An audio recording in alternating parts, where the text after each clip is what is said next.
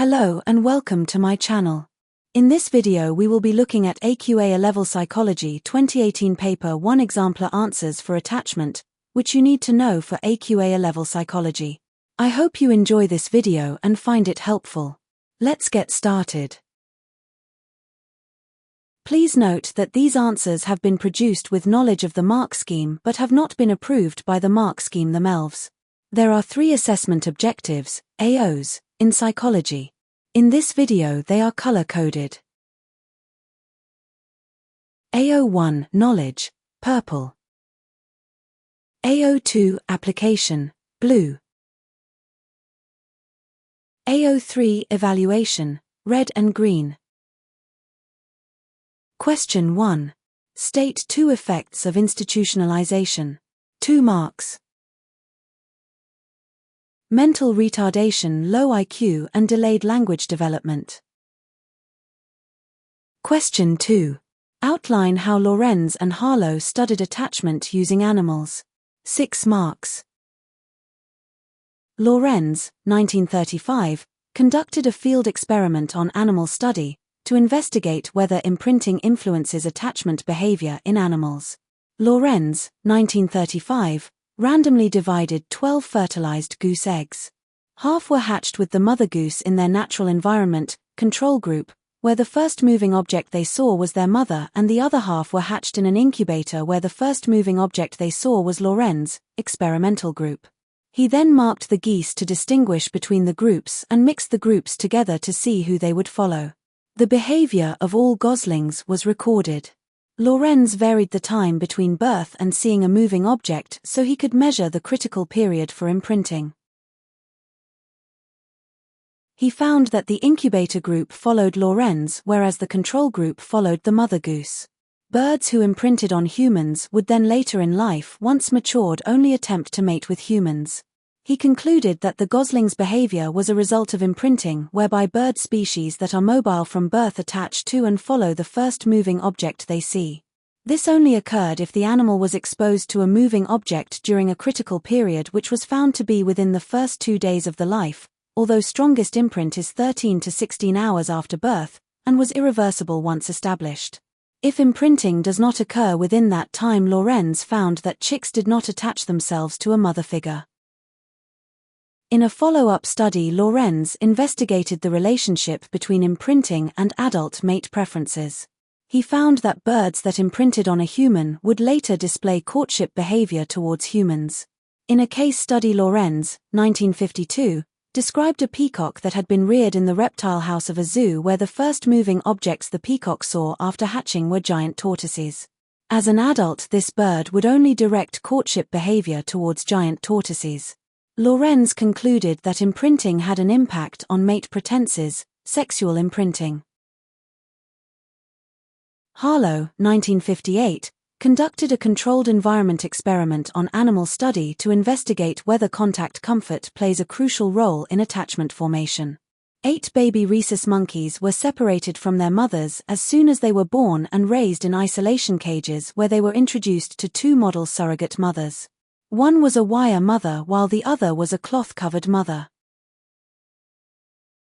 There were 4 conditions: a wire mother who produced milk and a cloth mother who did not produce milk, a wire mother who did not produce milk and a cloth mother who did produce milk, only a wire mother who produced milk, only a cloth mother who produced milk. A fear condition was introduced to frighten the monkeys where a mechanical bear would make a loud noise. Measurements were made and recorded throughout the observation on the amount of time the monkeys spent with each mother. He found that the baby monkeys spend more time with the cloth mother than the wire mother regardless of whether they had food. The baby monkeys cuddled the cloth-covered mother in preference to the wire food mother. The baby monkeys sought comfort from the cloth mother when frightened in the fear condition. The baby monkeys kept their foot on the cloth mother when playing with new toys. The baby monkeys that were only with the wire mother exhibited physiological signs of stress such as diarrhea. He concluded that contact comfort was of more importance to the monkeys than food when it came to attachment behavior. There was a critical period for attachment formation. A mother figure had to be introduced to a young monkey within 90 days for an attachment to form. After this time, attachment was impossible and the damage done by early deprivation became irreversible. In a follow-up study, the monkeys who had been deprived of a real mother were followed into adulthood to see if this early maternal deprivation had a permanent effect. The researchers found that the monkeys reared with only a wire mother were the most dysfunctional. However, even those reared with a cloth-covered mother did not develop normal social behavior. These deprived monkeys were more aggressive and less sociable than other monkeys, and they bred less often than typical monkeys, being unskilled at mating and freezing or fleeing when approached by other monkeys. When they become mothers, some of the deprived mothers neglected their young and others attacked their children, even killing them in some cases. Two mothers at the toddler and parent group are chatting. I always felt sorry for my husband when Millie was a baby. He used to say his bond with Millie was not as strong as mine because I was breastfeeding. I'm not sure, replies the other mother. I think there's something about a mother's love that makes it more special anyway, and so important for future development. Question 3. Discuss the learning theory of attachment and Bowlby's monotropic theory of attachment. Refer to the conversation above in your answer. 16 marks. Doland and Miller, 1950, behaviorists, proposed that caregiver-infant attachments can be explained by the learning theory also known as the cupboard love theory, where an infant learns to associate a caregiver with a feeling of pleasure when they are fed, classical conditioning, and an infant is reinforced in the behaviors that produce these desirable responses from a caregiver, operant conditioning. Therefore, children learn to love those who feed them. The learning theory suggests that in the case of caregiver-infant attachments, food serves as an unconditioned stimulus, UCS, to which a feeding infant has an unconditioned response, UCR, of pleasure. A caregiver starts as a neutral stimulus, NS, to which an infant has a neutral response, NR, of no response. When over time the same caregiver provides the infant with food, the caregiver starts to become associated with the food, until the infant views seeing the caregiver with the expectation that they will provide them with food, and the caregiver becomes a conditioned stimulus, CS, producing a conditioned response, CR, of pleasure. Through this process an attachment forms, where the caregiver becomes an attachment figure to the infant and the infant eventually learns to associate the caregiver with pleasure without the food needing to be present. The learning theory also suggests that this behavior from the infant is positively and negatively reinforced. When an infant is hungry, they feel discomfort and pain and want to remove these unwanted feelings, so desire food, a primary reinforcer, something that naturally encourages behavior. They therefore cry, to which a caregiver responds with a comforting social suppressor behavior of feeding. The infant's behavior of crying is therefore positively reinforced, as they are rewarded with something pleasant, food. The infant's behavior of crying is also negatively reinforced, as the unpleasant feeling of being hungry is removed. Both of these increase the likelihood that the infant will repeat the crying behavior again. The child therefore displays proximity-seeking and attachment behavior with the caregiver as the caregiver becomes a secondary reinforcer, something that is associated with the primary reinforcer to encourage behavior, and a source of reward, food, and remover of unwanted feelings, hunger. The caregiver's behavior is also negatively reinforced. When the caregiver feeds the infant stops crying. The caregiver's behavior of feeding is therefore negatively reinforced, as the unpleasant sound of the infant crying is removed and the caregiver experiences parental relief. This increases the likelihood that the caregiver will repeat the feeding behavior again.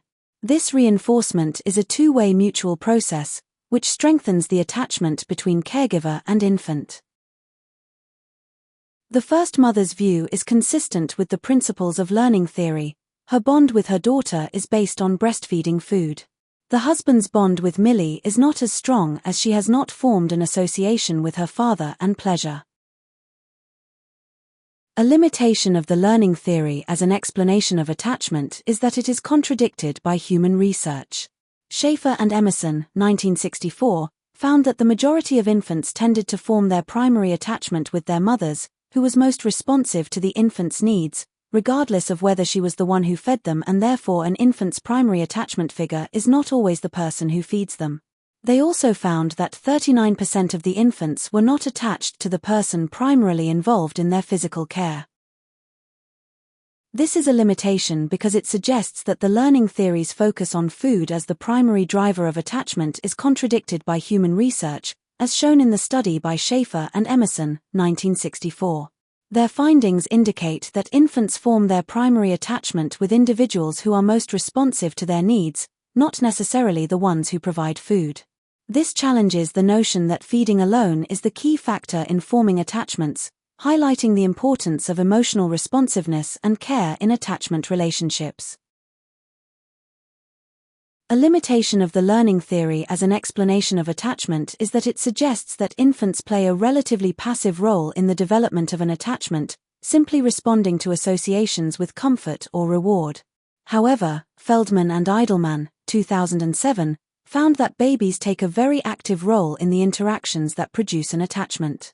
This is a limitation because it suggests that the learning theory fails to fully capture the dynamic and active involvement of infants in the formation of their attachments, portraying them as passive recipients of conditioning rather than active participants in shaping their emotional bonds.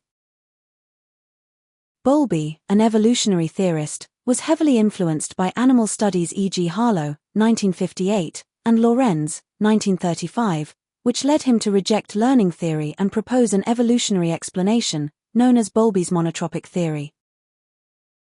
Bowlby, 1969, proposed that caregiver-infant attachments can be explained as an innate universal and biological drive, which serves an evolutionary purpose in aiding survival and reproductive value in the long term in line with Darwin's evolutionary theory. Through natural and sexual selection, infants adapt to remain within close proximity to their caregivers, who protect them from hazards e.g. traffic and electricity and feed them. This increases their chances of survival and reproductivity in the future, as infants are able to explore the world and return back to their safe base, their caregiver, when they feel threatened. Bowlby's theory is described as monotropic because he placed great emphasis on an infant's attachment to one particular primary caregiver, who was most sensitive to the infant's needs, usually the mother, and he believed that that infant's attachment to this one caregiver is different, unique, special, and more important than others. Bowlby believed that the more time the infant spent with this primary attachment figure, the better. He put forward two principles to clarify this. The law of continuity states that the more constant and predictable an infant's care, the better the quality of their attachment. There is a link between early attachment and later relationships, with poorly attached infants having more difficulty in childhood and adulthood, while securely attached infants form more stable relationships. The law of accumulated separation states that the effects of every separation from the attachment figure add up, and the safest dose is therefore a zero dose. Bowlby suggested that infants are born with a set of innate cute behaviors, e.g. smiling, cooing, gripping, sucking, clinging, that encourage attention from adults. He called these behaviors social releases because they were responsible for activating the adult's attachment system, e.g. making an adult feel love towards an infant, which elicits caregiving and facilitates an interactive and innate two-way relationship between the caregiver and the infant, e.g. reciprocity. Bowlby proposed that there is a critical, or sensitive, period, which is around 12 months for most infants, although can extend up to approximately between 2.5 to 3 years. During this time period, an infant's attachment system is active, and therefore if an infant is unable to or cannot form an attachment during this time, then it is unlikely that they will ever form an attachment in their lives, with it being suggested that infants who do not form attachments will end up being socially, emotionally, intellectually, and physically stunted. Bowlby argued that an infant forms a mental representation of their first relationship with their primary attachment figure, known as an internal working model. This internal working model serves as a template or blueprint for what all relationships are like. An infant, whose first experience is a loving relationship with a reliable caregiver, will tend to form a positive internal working model, with the expectation that all relationships are loving and reliable, causing them to become a consistent, sensitive, and responsive caregiver. However, a child whose first relationship involves poor treatment and neglect may expect such treatment from others and will tend to form a negative internal working model, with the expectation that all relationships are abusive and harmful, causing them to become an inconsistent and neglectful caregiver.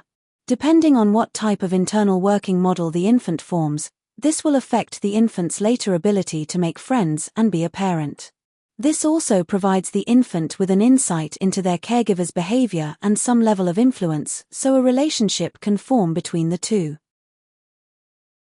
The second mother's view is consistent with monotropic theory, that the bond with the mother's love, is unique and special. She also suggests that the maternal bond is important for future development, which is consistent with Bowlby's view of the internal working model. A strength of Bowlby's monotropic theory as an explanation of attachment is that there is research to support the existence and value of social releases. There is evidence to suggest that cute baby behaviors are designed to elicit interaction from caregivers. Brazelton et al., 1975, observed infants trigger interactions with adults using social releases.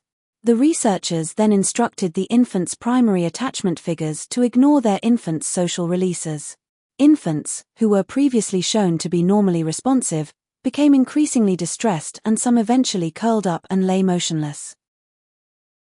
This is a strength because it suggests that social releases play a vital role in facilitating caregiver-infant interactions and are instrumental in establishing and maintaining secure attachment bonds between babies and their primary caregivers. The research findings underscore the significance of these behaviors in eliciting appropriate responses from caregivers, highlighting the mutual influence between infants and their attachment figures in the attachment formation process. A limitation of Bowlby's monotropic theory of attachment is that it is socially sensitive. Bowlby's proposition of monotropy is socially sensitive because of the implications that it has on primary attachment figures' lifestyles. As the majority of primary attachment figures are women, it raises feminist concerns. The laws of continuity and accumulated separation suggest the primary attachment figures, the majority of which are women, who work may negatively affect their child's emotional development. Feminists like Erica Berman, 1994, pointed out that this belief sets up mothers to take the blame for anything that goes wrong for the child in the future. It also gives people an excuse to restrict mothers' activities, for example returning to work. This is a limitation because it suggests that Bowlby's monotropic theory, by emphasizing the significance of primary attachment figures, particularly mothers, can lead to social sensitivity and feminist concerns regarding the attribution of blame and restrictions on mothers' activities like returning to work based on assumptions about their influence on children's emotional development. This critique highlights the need to consider the broader societal implications and potential biases embedded in attachment theories like Bowlby's monotropic theory. Thank you for watching. If you have enjoyed this video, please like and subscribe for more content like this. Bye.